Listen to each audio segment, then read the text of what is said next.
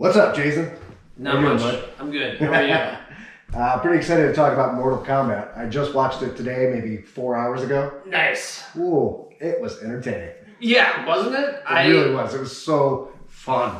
I watched it Friday when it came out, and I had totally forgotten that it was even a thing. Like, I'd seen a few trailers, and I was like, well, I don't know when this is coming out. Yeah. And then it came out, and I was like, oh, I have nothing going on. Like, I need to watch this. Yeah. I forgot about it as well, but because the other Mortal Kombat movies were so terrible, I didn't really care. But then we mentioned doing this review, and I was like, well, all right, I guess I'll watch it. It's free to stream for me right now, so man, I was not disappointed.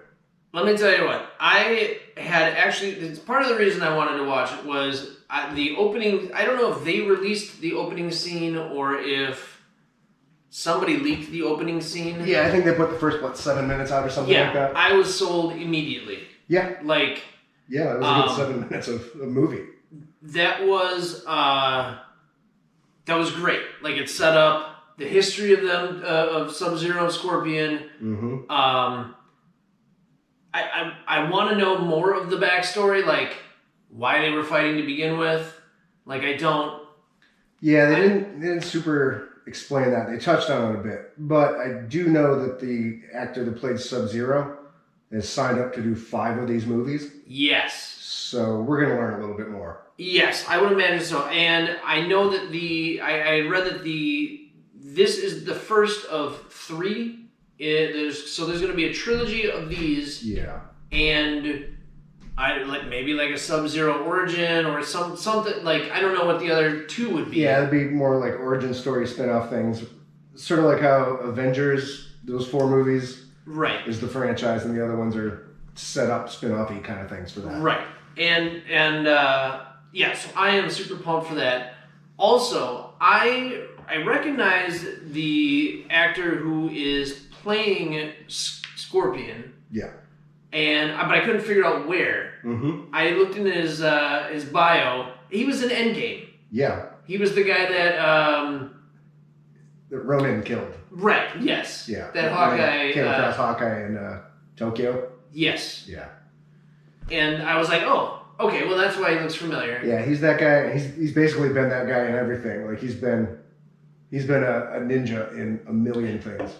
Well, he's fucking good, so he should absolutely nail it. Yeah, the fight choreography and that the whole movie really, but that opening sequence I thought was like beautiful.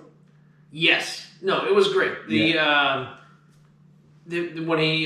wraps the kunai with the rope, mm-hmm. I was like, oh, this is it. Here we go. Right, the evolution. And so much blood. I loved it. I was like, this is exactly what I wanted. Yeah. Like, this is the movie that I wanted. Yeah, and it just kind of goes from there. Like. Yeah, so let's talk about the plot. Oh, before we continue anymore, I know we're a little bit deep into this, but spoilers are going to happen. Oh yeah. So if you haven't seen the movie past the first 7 minutes, yeah, stop watching, watch the movie, and then come back and watch this. So the first 7 minutes sets up the backstory of Scorpion and Sub-Zero, and then sets up the rest of the story for what's the main character? Cole. Is his character in the game ever? Okay, created solely for the story. So I stopped playing the games. I want to say at 4.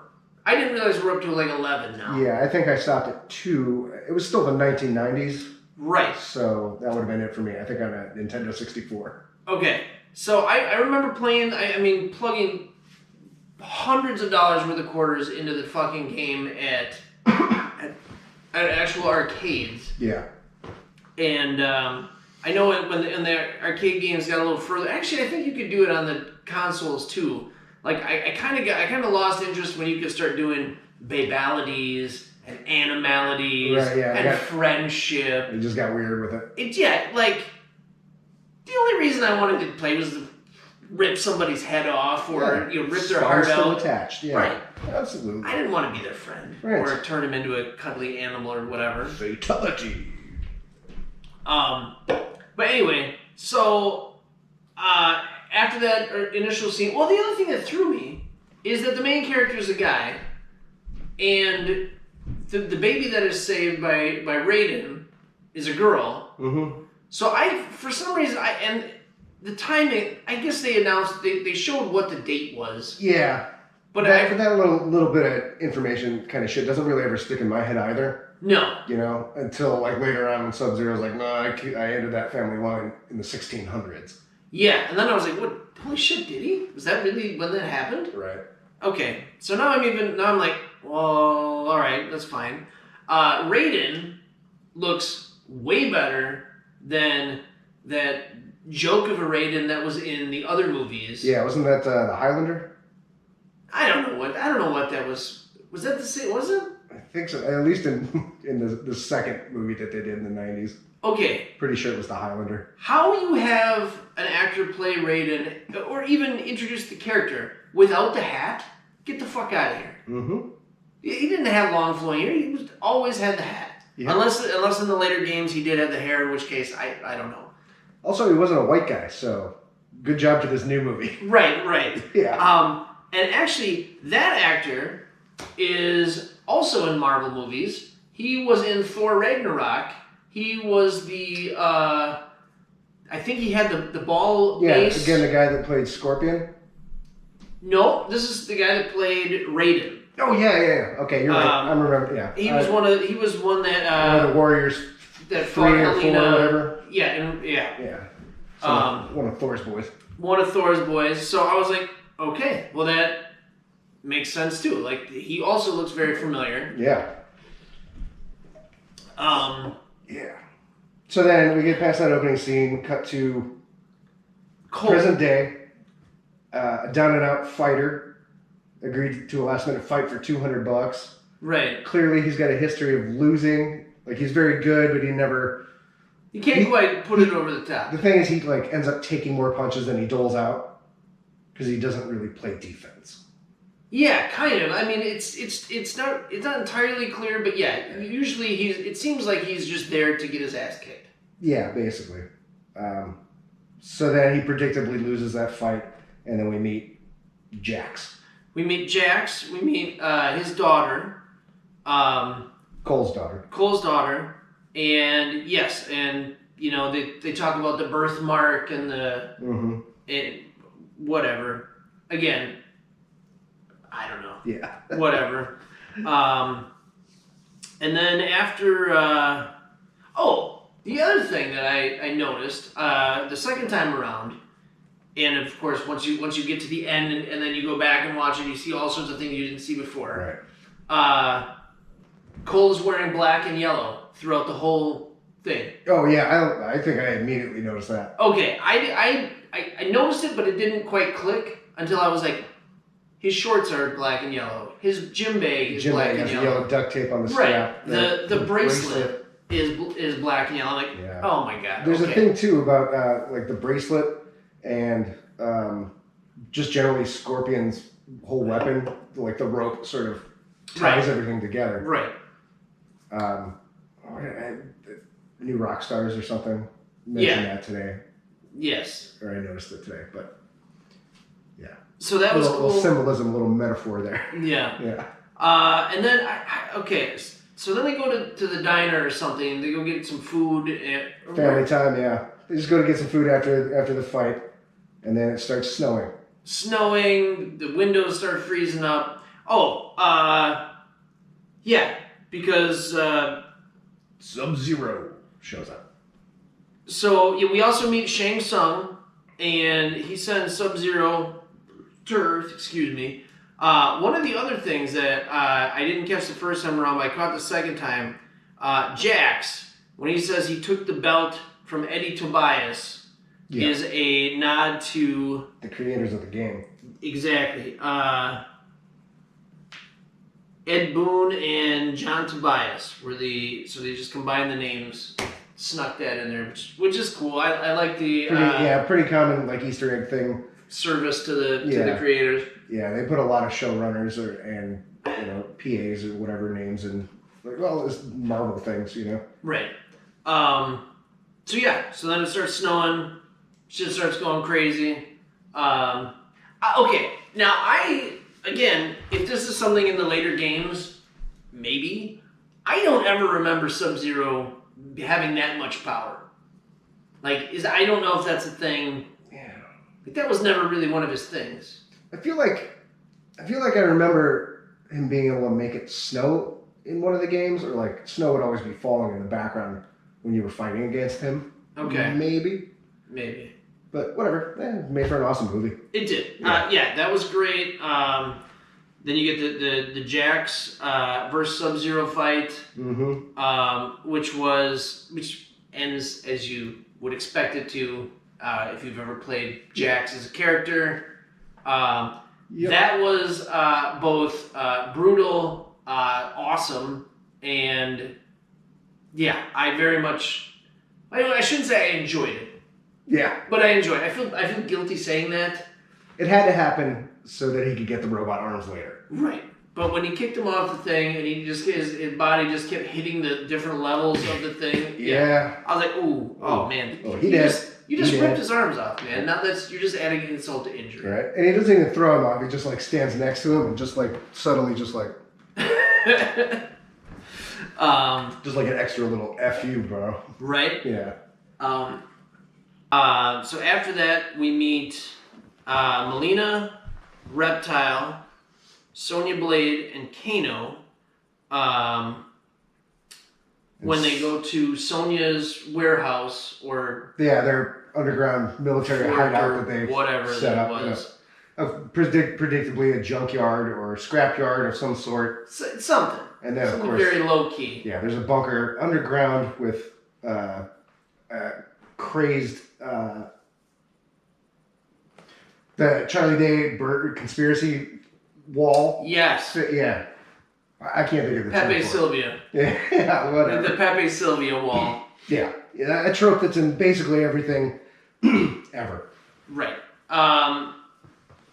So there were a bunch of Easter eggs in there on the wall for potential future characters, former champions. The only one I recognized a couple of them. The Nightwolf, I think, was one of them. There was an article about him on the wall, and there was an article about one of the other ones. But I know there was a couple pictures of other characters from the game, but they were characters that were introduced later, so I only noticed them visually, but I don't know who they are. Yeah, exactly. Which is, again, I stopped playing after number 2, and you stopped after like 4. 4, yeah. Yeah. Right on. So then we get the, so Reptile attacks. Yep. Kano saves the day with his classic heart rip and, announcing that Kano wins. Because again, it'd be weird to have a voiceover do that. So right. No. If you're gonna do something like that, let's do it campy and just weird. Yes, you know? and that was nothing if not campy and weird. Absolutely. Like most of this movie, I love how much they just lean in to the absolute absurdity of it. Yeah. They do such a good job of knowing what it is and just running like headlong straight at it. Yes. The other thing that happens here is they decide they are going to look for the temple. Yeah. And somehow Kano is the only one that knows where it is. How helpful is that? The guy you have chained up just happens to know where you need to go. Yeah. And they basically bribe him to take them there. He does. They end up in the desert. Mm-hmm. And I noticed his GPS was malfunctioning. Yes. Because when they meet, and you were about to mention this, meet Liu Kang. Yes. Liu Kang goes in the other direction. Okay. So back in the direction they just come from. Oh, I missed that. Also, in I think the first one, there was a scene where they were looking at a compass while training. Yes. And it couldn't find where they were. Right, because of the magic of the island or Yeah, whatever. or alluding to the fact that it's maybe between reality or... Okay, well that would make sense Whatever since they're, you know, just a little callback. Yeah. Yeah. I like that.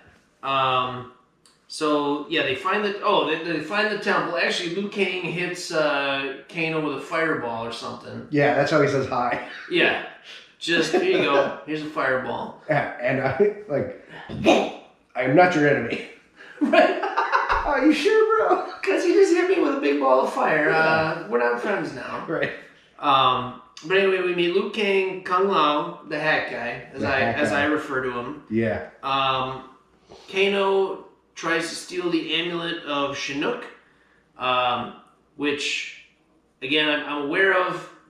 Don't entirely know what it does. I know in the game it's supposed to give you more power. Yeah, I'm not 100% sure of the details either, but this is why I think we could see Kano again, which is good because he's one of the most entertaining characters in the whole thing. Yes. No, I hands down, yes. He's great. So he swipes it and Liu Kang tells him to put it back, but we never actually see him put it back. Oh, okay. So okay. It could happen. It could. We'll see, I guess. Yeah. Hopefully he comes back with a metal face. Oh, God, I hope so. Yeah. So Kung Lao trains Cole. Cole and Kano do a sparring match where Liu Kang just constantly is sweeping his legs out. Yeah. Just like every asshole I played against in the arcade when I was first started. I think I watched a new Rockstar's review of this movie today, and Eric Voss said exactly the same thing. Yeah. That I would just do that endlessly. Yeah, it was one of the most infuriating things. And if you didn't know how to do the moves, that was like your end around. So that was cool. That was a nice little callback that I appreciated. Now not having to deal with it, and just watch it. Yeah. Absolutely. So then they're sitting to have dinner. They're just fucking with Kano. Constantly fucking with him. And he gets all pissed off and awakens his arcana. Yeah, you can kind of see like a light bulb go off in their, like over their heads, and they're like, oh. Yeah. Okay.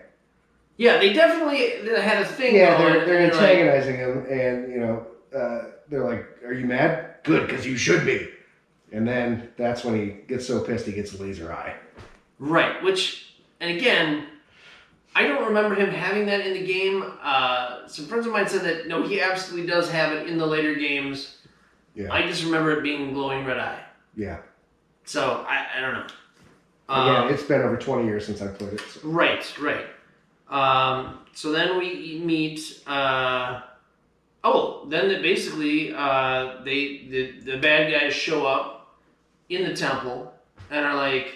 Just crashing the party. party. We meet Natara, Reiko, and Cabal. And Cabal and Kano seem to have... some sort of a past. A history. Which is... I couldn't place Cabal's voice, but it sounded really familiar. Yes. I think... I looked it up, and I think it's... Sorry, my memory is not working right now. I think he played... I think the voice guy played Charles Manson both in Tarantino's movie. Okay. And in Mindhunters, that Netflix series. Okay, I haven't seen either of those. Okay. I could be wrong. Let me know in the comments if I'm right or wrong. I'm not going to look it up. You will. So... I lost my train of thought here. Yeah, sorry. That's all right. The bad guys show up at the lair and try and essentially cheat. Yeah, they recruit Kano to somehow take down the defenses. Well, they eventually do. At this point, they're just showing up to try and end this whole thing, because this is one of the two important plot points. Earth has lost 9 out of 10 of these Mortal Kombat tournaments, and if they lose 10 out of 10, then is it Otherworld? A world, I think. Otherworld, yeah. They get to take over Earth. And so there's not really any real rules up until the tournament happens. So the bad guys show up and essentially try and just like kill them all now so that they never show up for number 10. For the tournament. Yeah. Okay, gotcha. So Kano, I don't know, shoot laser eyes the whatever the statue or whatever it is that's keeping the force field up. Yeah, Raiden had put up a force field. And they all start teaming up or pairing off and fighting. Kung Lao challenges Shang Tsung, and he's like, dude, you're not even worth my time. You're beneath me. Yeah, get the fuck out of here. You can fight this Batgirl and Natara. Mm-hmm. And I actually didn't recognize her either. No clue. But that was amazing. That fight was bloody. It was disgusting. And that move is right out of the game. And it was flawless victory. Right. We get another nod to the game. Yeah. Which I love that they're paying all that much fan service to the actual game. They know what they are and they're just embracing it. That was gross and disgusting. I loved it. I know. I forget when, but at some point Cole says because he can't get his power to activate. Yeah. So he's like, you know what, guys, fuck it, I'm out of here. I'm gonna go to my house, go see my family. Right. I can't help you, so I might as well go. Right. Yeah. At which point, his house, Goro pays them a visit. Yeah, big forearm Goro. I was a little surprised he showed up in that way. I don't know. I guess I would have... Yeah, I think... He came and went way quicker than I thought. I think maybe he popped in at that point.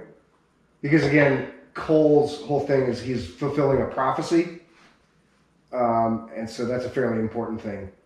And Goro would be a good one, I guess, to send to put that down. Yeah. Yeah. Yeah. Although the fight, it was weird. Goro beats the shit out of him for a while. Yeah. Well, he shows up at his house and then starts attacking his wife and daughter, and then that, of course, is what activates his power. Right. Right. Is fear for his family. And this is when I was like, I still don't know who this fucking character is. And I couldn't figure out if this is I still don't know if this is a character from the game. Yeah. If he is literally just from the movie. Somebody who knows, let us know in the comments if this character is just made up for the movie, or if they've actually appeared in a game, or is there a new one coming out that he might be in? I don't know. The new... Let us know in the comments. The newest one is 11, and I tried to get it the other day. Yeah. It was sold out. Yeah, after that was the other thing. Like, after I watched this, I'm like, I need to play this game again. I need any of them. Yeah. And it didn't work out. But so once his powers finally activate, which is essentially, I don't know, it looks like a... Body armor? Some body armor. Or something? He figures out pretty quickly that the more hits he takes, it sort of works like Black Panther's suit. It absorbs the energy and then he can discharge it. Yeah. And so that's why I mentioned earlier his fight in the gym. Because he just keeps getting beaten. Yeah. Okay. Yeah, he takes more punches than he gives out. Well, now he has a superpower that actually capitalizes on that. Well, that's awfully convenient. Yeah. I mean, it's not subtle, really. So then, the other thing that I noticed, so his daughter was cheering him on in the fight in the beginning, and she's like, "Give him the uppercut," and he does not. And then she says it again in this fight, and he gives Goro the uppercut. Finally listens to his daughter. And I don't. It just sort of. Did the blades come out of the armor? I think what happened was he gave Goro the uppercut and knocked him for a loop a little bit, and then he also realized that that's how his power worked. So he let Goro hit him a bunch more, and he built up more energy. And I think he was finally able then to manifest The blades? the blades and yeah. Or whatever they were. Yeah. Yeah. Cuts off his hand, slices up his stomach, right through the eye. Lots of eye stabbing in this. A lot of eye stabbing. Yeah. And Um, I'm here for it. yeah. Right around. So then it goes back. Jax. What does he do? He picks up a boulder or something off of Sonya.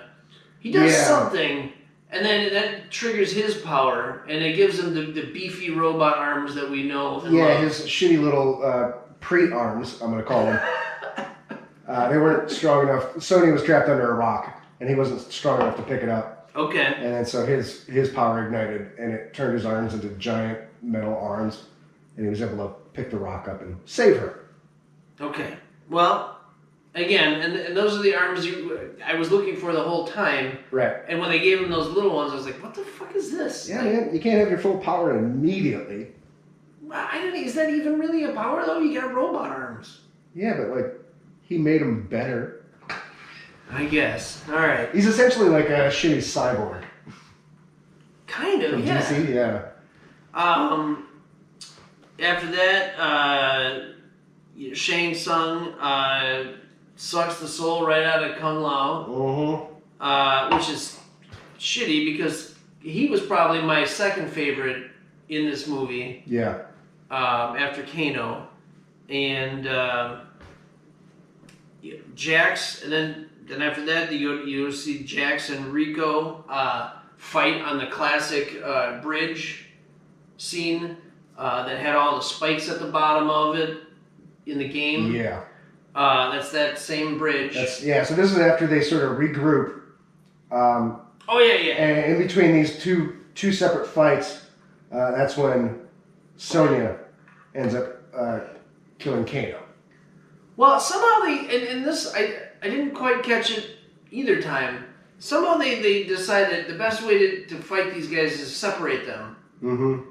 And so so somehow Kano. I think that happens. I think I'm mixing up the timeline here. Point is, Sonya kills Kano, and she becomes one of the chosen. She gets the mark, and that's how she gets her power. She gets her powers that way. She apparently gets them immediately, though. Well, I mean, it's like a high pressure situation. You're living in, it's you're in the here, you're in the now. Right. And I remember her having them in the game. Yeah, and so she shows up near the end of that fight and blasts a hole in Melina. Yeah. And weirdly enough, it's a hole straight through her entire torso here. It eats out her ribs on both sides, but the spine is still there in the middle. Yeah. Which is weird. Also so gross. The beam sort of went through it and around. Well, and it was kind of a ring or something, wasn't it? I don't know. Yeah. Whatever. So still fun. I loved the Jax and Rico fight on the bridge. Yeah. Because the ending was good. Once he fires it up and starts beating the shit out of him, he actually did the thing from the game where you just kind of wobble, and I was like, oh, I know what's catches coming. the hammer with two hands, and then Yes. he's Hello from Ragnarok. Yes. Holds the hammer, and just And I thought he was going to do something with that. Yeah, he doesn't need it. Yeah, no. He's got his arms, but I was super glad that they did the old school skull clap. Yeah. And just popped his fucking head right off. And then says, "These motherfuckers work." That was great. I really wish they would have shown Rigo falling in and landing on the spikes or something. Yeah. That would have been the only thing that would have made that scene a little bit better. Right. And but you know what? That's fine. It was already really good. Yeah. So that would have just been icing on that cupcake. Oh, speaking of Sonya versus Kano, why is it always them? In the 90s one, it was them too. Like they had that whole big back and forth. I think just generally maybe it's because he's sort of an abusive pig. Okay, the chauvinist. Yeah, and he deserves, like the worst thing that could happen to him is getting his ass kicked by a chick. Yeah. And so she is quite happy to lay that smack down. Yes, and then and that ends with the garden gnome to the eye. Again, eye stabbing. Which is, and as you were saying too, with the medallion, and I want to see the metal face. That would be where, to me, that would be the perfect. Put the metal face on. I mean, they gave Jax those arms. Yeah. You can find some monks that will put a cybernetic eye and brain, I guess. Well, now now he works for the bad guys. They got to be able to do something for him. Right. Yeah, I'm sure. Yeah, I'm sure they will. Because of one of the last lines in the movie, death is just another portal. Okay. So. Yeah, we'll get to that because I feel like that's an easy out. Yeah. I feel like that's a cop out to bring these guys back. Again, not against it. Yeah. Kind of loving it. I mean, it's a movie with magic. I'm gonna say it again. I know. It's magic. We then go to the Liu Kang Cabal fight. Loved the bicycle kick. Yeah. One of my favorite moves playing. But yes, that was great. The fire dragon fatality. I think that was I think that came in one of the older games. I don't remember that specific one. Yeah. But it was I never did it. But I remember seeing it. Yeah, I don't think his moves were not moves I ever learned, so I would have never done it either. But see, I do remember seeing it in, I think 2. Okay. Pretty common one, I think I had.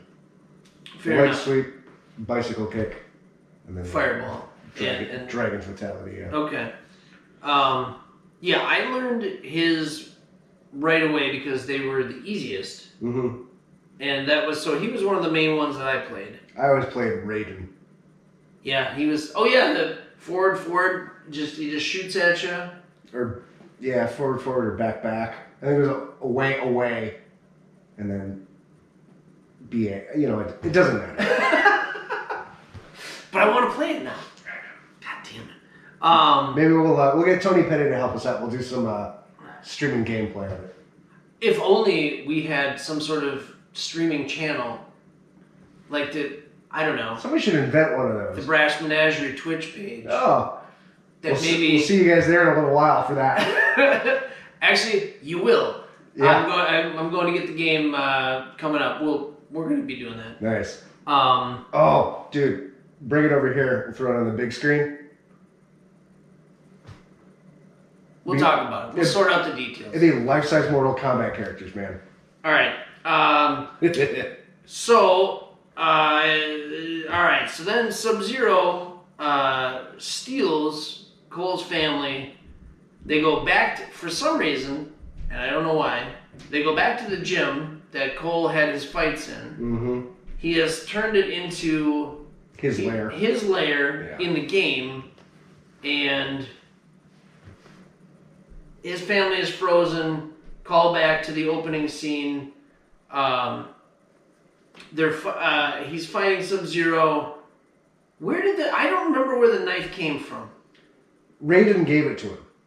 He had it. Okay.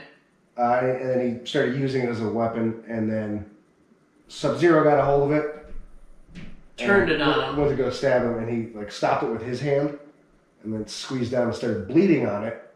Okay, there you go. And then that, because he's part of the same family line, brought Scorpion out of Mortal Kombat hell. Okay. Another amazing fight. It almost kind of bookends with two fucking absolutely crazy fights. The CG was great. One of my favorite moves was Sub-Zero slicing open Scorpion, catching his blood, turning it into a fucking knife, and then stabbing him. Blood dagger? Hell yeah. I was like, that's awesome. I like the callback from the first fight they had, where he throws the knife at him. Yes. And he dodges it and hits the tree. Yeah. And he doesn't dodge it when Scorpion pulls it back out. Okay. And it catches him in the face. Yep. The second time he dodges it, and then steps into it, and when Scorpion pulls it out, he catches it. Yeah. So he finally learned. It only took 400 years. Yeah, I was gonna say after hundreds of years, he figured out the counter move to that. Yeah. So yeah, they go back and forth. The two Scorpion bloodlines team up, beat the shit out of Sub-Zero. He ends it with Cole goes basically Cole goes to free his family from the ice before they freeze. Although they looked pretty frozen to me. Scorpion's like, I got this. I got this. Get out of here. You go ahead, punch that ice. Go save the rest. Yeah, Go do some ice punches. Yeah, beats the shit out of him. And actually, it was really funny. So my kids got dropped off while I was watching this movie on Friday, and I wanted to watch it first before I let them watch it, just gauge whatever. And my son walks upstairs, and he is 11. And he walks in during this final fight, and I said, buddy, here's the deal. This is the last fight. You don't have to watch it.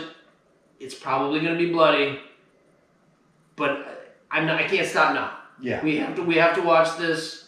You're welcome to, or if you don't want to. Yeah. And of course he's like, oh, I'm in.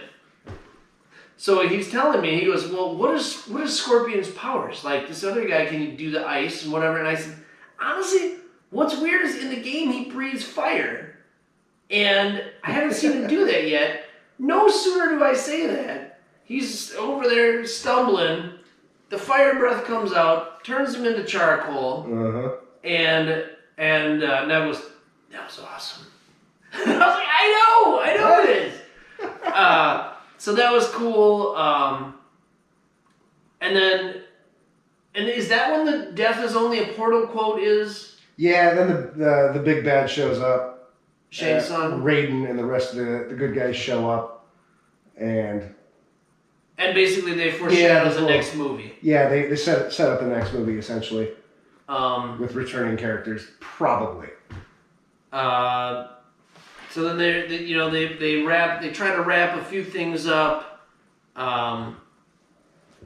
Cole goes back to the gym, and he's like, "Hey," and the dude hits him up for another cheap fight. Like he just saved the world, and he's like, "Hey, $200, you know, it's $200." Oh, you're done doing that now, huh? Ah, God, what else are you gonna do? You get some, what are you saving the world? No. Where are you off to? Going to Hollywood. Hollywood. And because that was actually one character, so they basically tease Johnny Cage. Yeah, so he's going to be the next one for sure. Yes, so Cole is going to look for him. I've heard some casting rumors, and I wholeheartedly agree with this. Okay. WWE wrestler The Miz. Okay. As Johnny Cage. God, he seems like he'd be too big.